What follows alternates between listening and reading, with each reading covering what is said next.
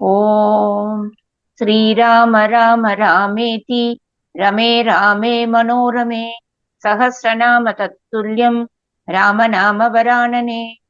ओम आपदामपहर्तारं दातारं सर्वसम्पदां लोकाभिरामं श्रीरामं भूयो भूयो नमाम्यहम्।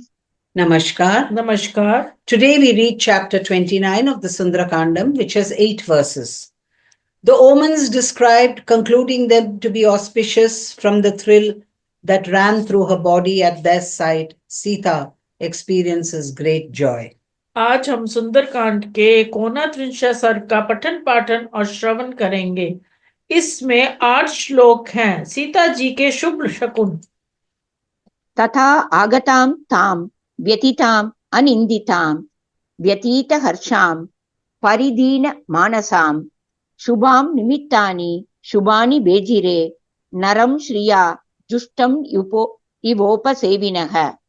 इस प्रकार अशोक वृक्ष के नीचे आने पर बहुत से शुभ शकुन प्रकट हो व्यथित हृदय सीता साध्वी हर्ष शून्य दिन चित तथा शुभ लक्षण सीता का उसी तरह सेवन करने लगे जैसे श्री संपन्न पुरुष के पास सेवा करने वाले लोग स्वयं पहुंच जाते हैं। Like willing attendants flocking around a man favored by the goddess of fortune, auspicious omens appeared on the person of the aforesaid blessed lady, who, though beyond reproach, was nevertheless agonized, utterly bereft of joy, and so distressed in mind, and had reached the Shimshapa tree as aforesaid.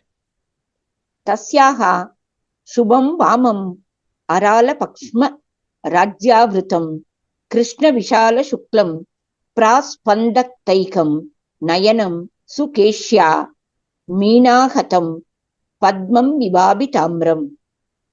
उस समय सुंदर केशों वाली सीता का बांकी बैरनियों से घिरा हुआ परम मनोहर काला श्वेत और विशाल बायां नेत्र फड़कने लगा जैसे मछली के आघात से लाल कमल हिलने लगा। The charming left eye alone of that lady of lovely locks, which was screened with rows of slanting eyelashes, was dark in the middle, large and white all around, and coppery at the edge, began repeatedly to throb like the lotus struck gently by a fish. कुजश्च सर्वाञ्चित वृत्तपीनः परार्ध्य कालगुरुचन्दनार्हः अनुत्तमेन अद्युषितः प्रियेण चिरेण वामः समवेपताशु। साथ ही उनकी सुंदर प्रशंसित गोलाकार मोटी बहुमूल्य काले अगुरु और चंदन से चर्चित होने योग्य तथा परम उत्तम प्रियतम द्वारा चिरकाल से सेवित बाई भुजा भी तत्काल फड़क उठी। Her charming, graceful, rounded, and fleshy left arm, too, which deserved to be painted with excellent black aloe and sandalwood paste and had been used for long before this as a pillow by her most excellent darling Sri Rama, at once began to palpitate. गजेन्द्रहस्त प्रतिमश्च पीनस्तयोर्द्वयोः संहतयोः तु जातः प्रस्पन्दमानः पुनरुरुरस्या रामं पुरस्तात् स्थितम् आचक्षसे। फिर उनकी परस्पर जुड़ी हुई दोनों जांघों से एक बाईं जांघ जो गजराज की सूंड के समान पीन मोटी थी बारंबार फड़क कर मानो ये सूचना देने लगी कि भगवान श्री राम तुम्हारे सामने खड़े हैं। Again, as her well-knit thighs, the left one, which was fleshy and beautiful, nay, which resembled the proboscis of a lordly elephant, and was visibly throbbing, announced, as it were, the presence of Sri Rama standing in front of her. शुभं पुनः हेम समान वर्णं ईषत् रजोद्वस्तम् इव अतुलाक्ष्याः वासः स्थितायाः शिखरा उग्रदन्त्याः किंचित परित्रंसत चारुगात्र्याः। तत्पश्चात अनार के बीज की भांति सुंदर दांत मनोहर गात्र और अनुपम नेत्र वाली सीता का जो वहां वृक्ष के नीचे खड़ी थी सोने के समान रंग वाला किंचित मलिन रेशमी पीतंबर तनिक सा खिसक गया और भावी शुभ की सूचना देने लगा। Moreover, the covering of Sita standing there of matchless eyes and charming limbs, whose teeth resembled the ends of the seeds of a pomegranate, which was of golden hue and was slightly soiled, as it were, with dust, slipped a bit from her person in a way which augured well for her. एतैः निमित्तैः अपरैश्च शुभ्रूः संचोदिता प्रागपि साधुसिद्धैः वाततपक्लान्तमिव प्रनष्टं वर्षेण बीजं प्रति संजहर्ष। इनसे तथा और भी अनेक शकुनों से जिनके द्वारा पहले भी मनोरथ सिद्धि का परिचय मिल चुका था, प्रेरित हुई सुंदर भौहें वाली सीता उसी प्रकार हर्ष से खिल उठी जैसे हवा और धूप से सूख कर नष्ट हुए बीज वर्षा के जल से सींच कर हरा हो गया हो।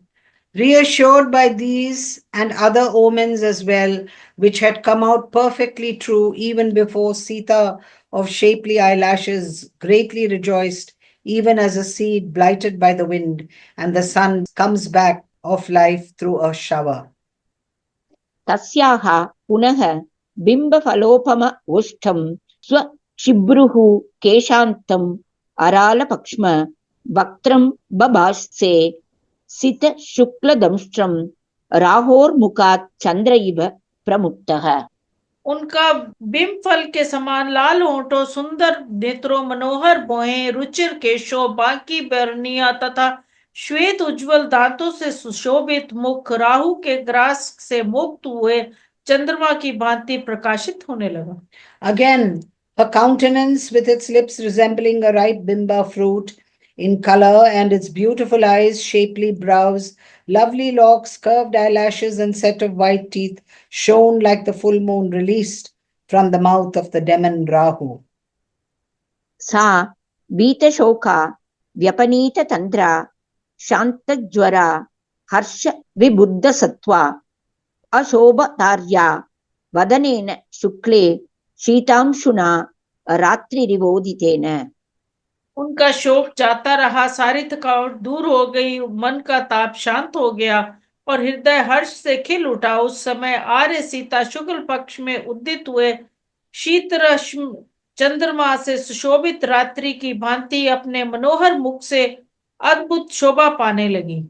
Completely rid of grief, her exhaustion fully relieved, her fever allayed, and her mind illumined with joy, the noble lady Sita looked charming with her countenance as a night with the moon, having risen during the bright fortnight. इत्यार्षे श्रीमद् रामायणे वाल्मीकीये आदिकाव्ये सुन्दरकाण्डे 39 सर्गः। इस प्रकार श्री वाल्मीकि निर्मित रामायण आदि काव्य के सुंदरकांड में 29वां सर्ग पूरा हुआ। Thus ends Canto 29 in the Sundarakandam of the glorious Ramayana of Valmiki, the work of a rishi and the oldest epic. Om Shri Rama Rama Rameti Rame Rame Manorame Sahasranama Tattulyam Rama Nama Varanane. Om Apadam Apahartaram Dataram Sarvasampadam Lokabhiramam Shri Ramam Bhuyo Bhuyo Namamyam. Dhanyavad. धन्यवाद।